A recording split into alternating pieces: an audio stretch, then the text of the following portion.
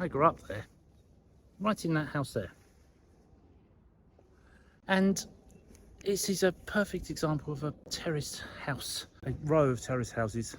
But that's what today's all about. Terraced houses, Victorian houses of London and Britain. You wouldn't think that this would be like a London creative thing, but it is, because the way they were built was open to interpretation and creativity. And today I want to just explain and demonstrate. These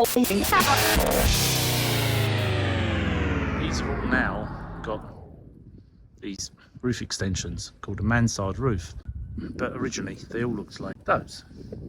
We were the very first house in this road to build that, and yeah, it's changed quite a bit now to where it was originally, but some of them still remain untouched. Take a photo of that because we'll demonstrate what the differences are in a bit. When the Victorians decided to build new rows of terraced houses in the 1860s and 70s, they came up with a simple way to make it possible. Dug up the land, built the roads, and then sold off the plots, individual plots, one house at a time. They sold them to developers. They then gave them a set of plans for the interior. Layout is this: 2 up, 2 down. A front parlour, a back dining area, stairs down to a kitchen, stairs up to a front bedroom, a middle bedroom and a small bathroom. But the exterior was given a basic idea of a bay window, 2 front windows and a front door. That was it. Everything else, all the ornation, the masonry, the decoration, etc., was up to the builder. And the only way the builders could ever make it their own place was with the ornate decorations and dressings, mostly around the door, but the cornices and the roses and the sconces, etc., of these buildings. But you could also spot how many of these were owned by the same developer. If those 2 houses have got the same roses and flowers, and so these are all one whole long row of roses and flowers and sconces, etc. With that one, there's no ornate decoration above the door frame.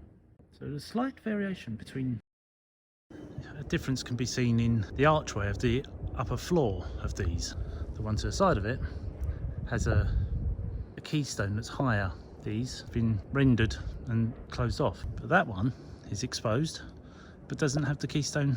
So these 3 would have been built in that design. Those have more elaborate design around the top of the pillar there. That one's got no pitch to the roof, so that's a single. So each one is individual. Of course, every now and then there would be something a bit different. This is a double fronted, because these are near the end of the block, and that one's been completely robbed out of the original design and modernised, so those 2 were double fronted. But this one's kept all of the original shape and features. It's lost its second bay window, but the wider plot meant that it could be a double aspected front. That one's lost a lot of its ornate detailing, and it's lost its bay window. That one's lost its bay window, but it's kept its upstairs ornate design and slightly more elaborate shape to the arch and the keystone, etc. This road is a lot more traditional. None of these have been extended on the roofs. And then we get crescellation, a castle aspect across the roof of these, and a slight change in angle there. What you can't see from here is that that's a parapet wall. So behind the wall is a V guttered roof, so 2 halves. So that roof there goes up to there and then down to there, then up to there and then down to there. So it's rather odd. So the parapet is covering up the strange design of the roof. But you can see the differences where these have been built and those have got white render underneath it. These 2 haven't. Those have.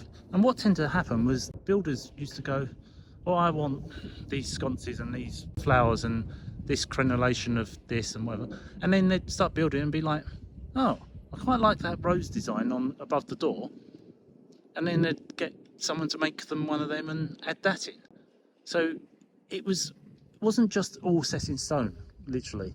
Some of it was made up on the spot. They'd get masons that were working to make another one. Just make me one more of those stones. Make me one more of those plaster moulds and pour it out. So these were all designed ad hoc. Of course, then you end up with that. So these are bigger plots and a whole different design on the other side of the road. So 1, 2, 3, 4 floors, way bigger. One whole house, basements for servants, etc. So once again, same idea, different road, same principle, same layout, same design of interior, but the exterior, we have pointed upper floor, upper windows. Those have little balconies on the above the bay window. That one there has a pitched roof, and there's a double aspect, front aspect. So again, more variations, more designs. Let's go a different sort of design around the door, etc. On this side, these have quite often have a nameplate. That white plaque was meant to have a name of the house on it, and there'd often be something like Randolph Villa. Ornate differences between each one. Also, that has a very short. There's no space above the upper window. The roof butts straight over the top of it, making it shorter, which means the inside is lower, and there's no attic to that because there's a basement. And for different design, and it's not been added in because it's on above the bay window as well. But next door, you can see back to the standard design. Obviously, a lot of people had one design and they just followed it exactly. This is a cool house. Always loved this. This is something completely random and different. Never known what it is or why it's there. It's so completely different and very weird. And once again, another variant, another example. Curved archways over the doors. The windows are clearly original. A little bit more a bit later. And a pitched roof on the left one. So difference in design there as well. Whereas these tend to be more standard design. These are the oldest terraced houses in Britain. Built in the 1500s. There used to be an entire row of them, but this is what's left of them. And they're an exact example as you can get British Terraced House. But like everything, there's always different grades and different varieties. Though some of them are 2-storey, 3-storey, 4-storey, 5-storey. Some are a little bit more affluent, and you'll get something like, well, like this. This is St Paul's Place in Islington. What was at one time mostly social housing. These are now all privately owned. These are earlier buildings. These are Georgian and more ornate, tall windows in the upstairs sitting room, curved window arches, and the roses above the door frames, all having the same similar design, and those all having the balconies.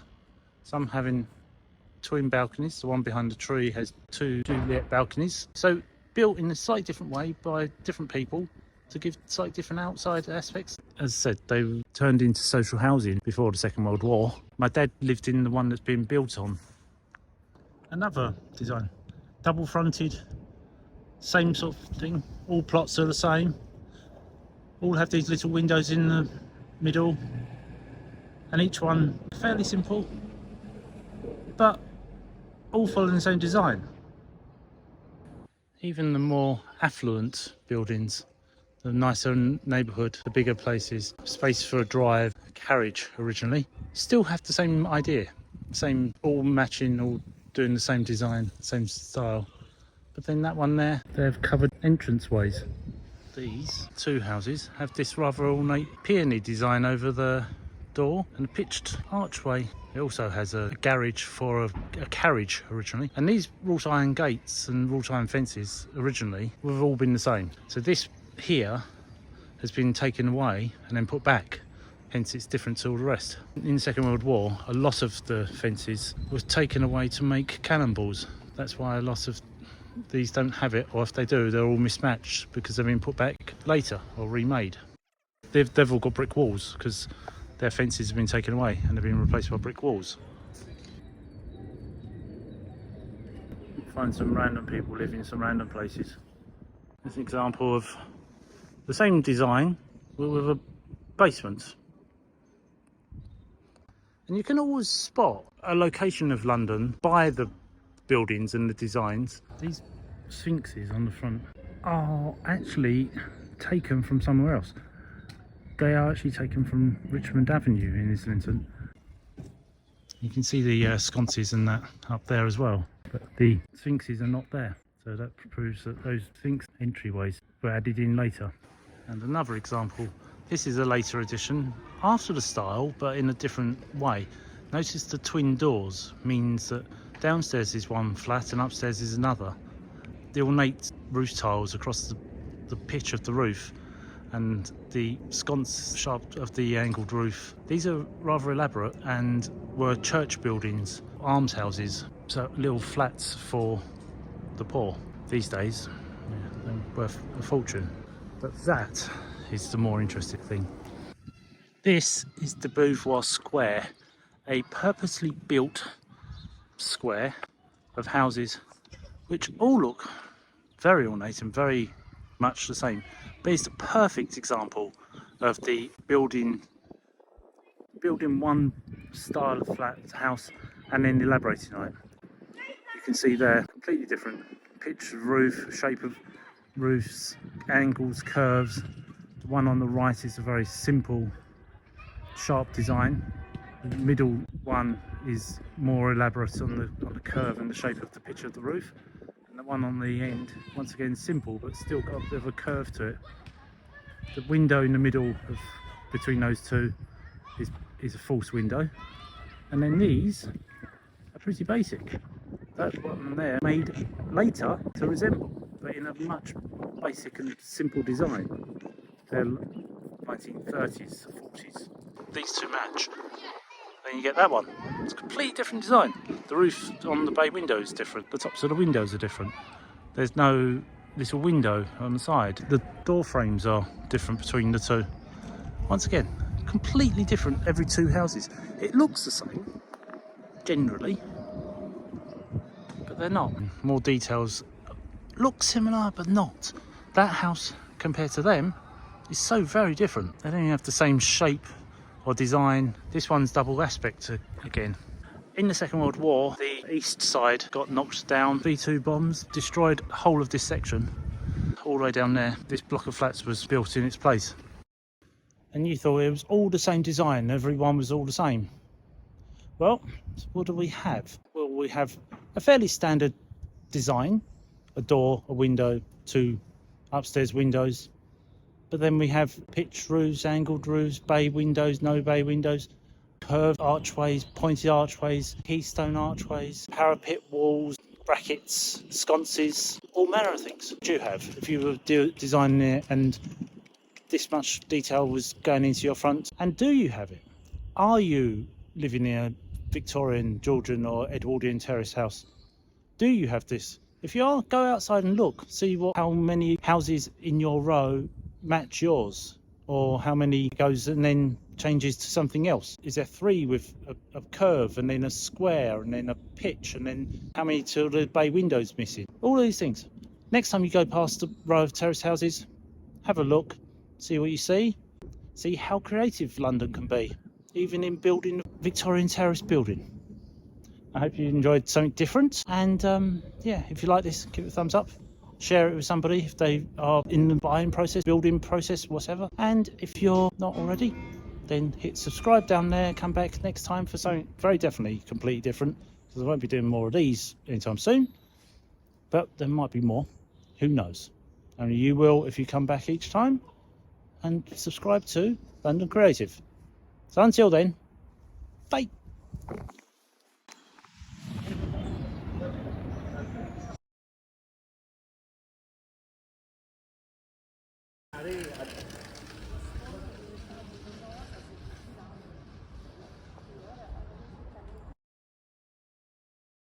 And you can tell when things were built. And there are people shouting, because this part of London is full of drug addicts. Much the same. And now I know there's a kid screaming, but there when isn't there?